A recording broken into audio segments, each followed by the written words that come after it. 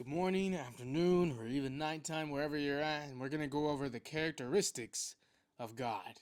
Each video is going to go over specific characteristics of love, of how he's a judge, how he's merciful, all these things. But today's going to just be a quick overview of love, of judge, and mercy. And the video is called The Price of Disobedience. God is a God of love. But what is love? Love is long suffering. Love is sacrifice. Love is faithful, loyal. It is sharpening and it's unfailing. And it's not a feeling, but it's a choice. It's a choice to be committed. It's a choice to choose someone else above yourself. It's a choice to love someone despite your feeling. Jesus Christ didn't feel like going to the cross. He chose willingly to go to the cross out of what? Out of love. And the Bible even says that if love fails, it was never truly love. The Bible says that God is love. If you don't have God, then you truly don't have love. And the Bible even says this. We want to talk about how love is all these beautiful feelings, but love is also discipline. Love is also sharpening. Love is also telling an individual about this area where they need growth in. That is love, because the Bible says that faithful are the wounds of a friend, deceitful are the kisses of the enemy.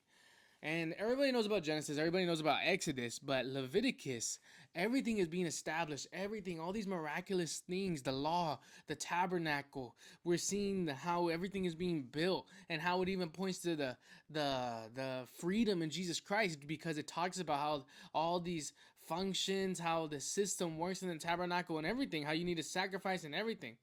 And it even says what God will give if you walk in alignment with him. It says this: if you walk in my statutes and keep my commandments and do them, then I will give you rain in due season, and the land shall yield her increase, and the trees of the field shall yield their fruit, and your threshing shall reach unto the vintage, and the vintage shall reach unto the sowing time, and ye shall eat your bread to the full, and dwell in your land safely.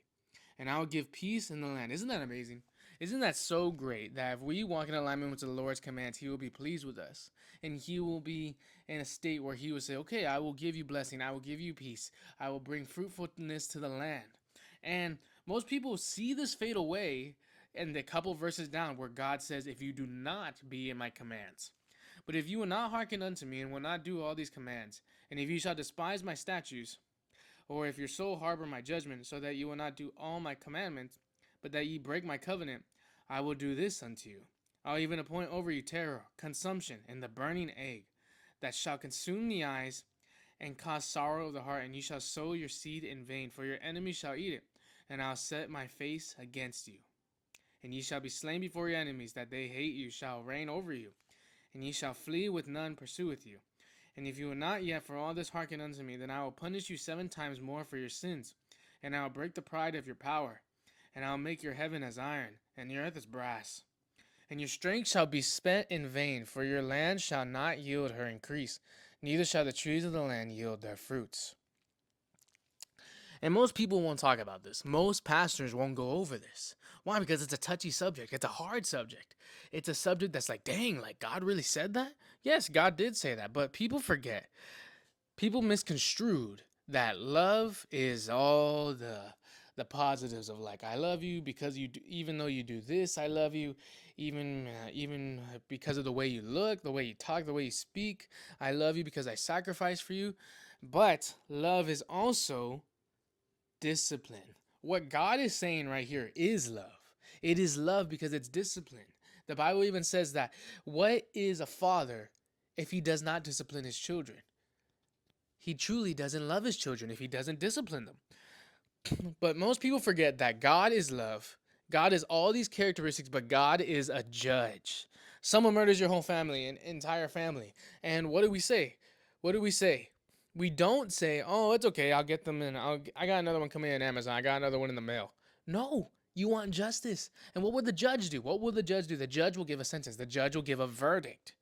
But of course, we must forgive this individual as well, because look at what God says next. Leviticus 26:40 through 45. If they shall confess their iniquity and the iniquity of their fathers with their trespass which they have trespassed against me, and also they have walked contrary unto me, and yet for all that, when they be in the land of their enemy, I will not cast them away, neither will I harbor them. to destroy them utterly and to break my covenant with them, for I am the Lord their God. But I will, for their sakes, remember the covenant of their ancestors whom I brought forth out of the land of Egypt, in the sight of the heathen, that I might be their Lord. I am the Lord. God is showing mercy. We see the mercy. God says that you're doing all these things, so I'm going to discipline you. I'm going to show you what wrong you're doing. I'm going to essentially let you be on your own to see how it is without my protection on you. I'm going to either bring you into a state of humility where you hearken unto my voice, or I'm going to allow the world, I'm going to take my hand of protection off of you and say, okay, you want to do your thing, go ahead and do it. And if when you want to come back, when you have a heart posture of repentance, I will take you back immediately and show love and mercy unto you, because you have come in a heart posture of humility and repentance.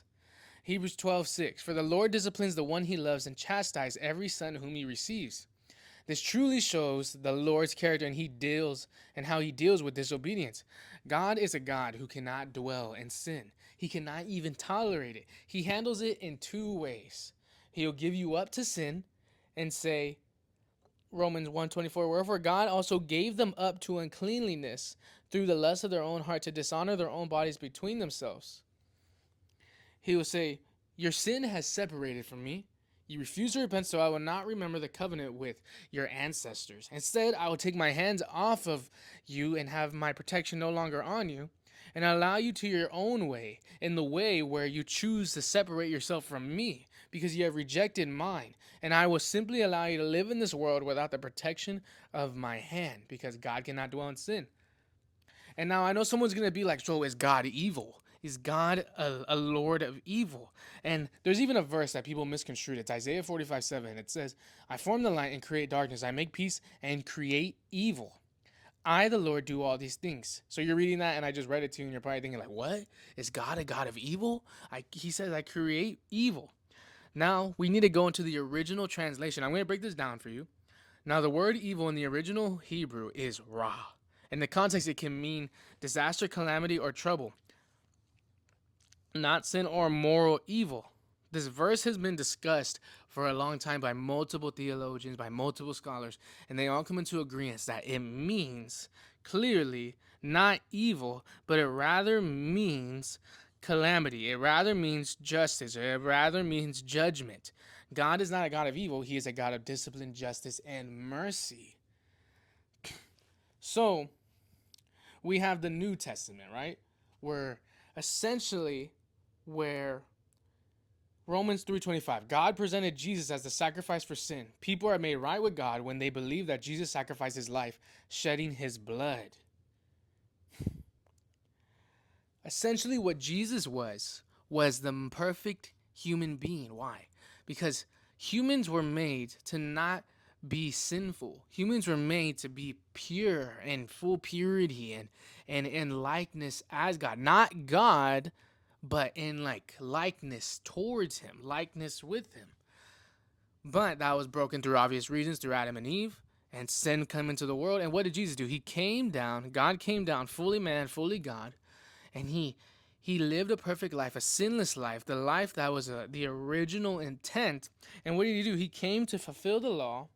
He came not to destroy the old law, he came to fulfill it. And he came essentially as this filter. This filter. Jesus Christ, the sinless Lamb of God, became the covering, the filter through which God's wrath is satisfied and his mercy flows. Romans 3:25. God presented Jesus as a sacrifice for sin. People are made right with God when they believe that Jesus sacrificed his life, shedding his blood. And now I know I read that twice, but I want that to sit in your head. Who was presented? Jesus Christ. Who was sacrificed? Jesus Christ. How are people made right? Through Jesus Christ, who was the sacrifice, who chose to sacrifice his life. So instead of immediate judgment, like how the Old Testament was, we now live in a season of mercy where God is patient and desiring repentance and not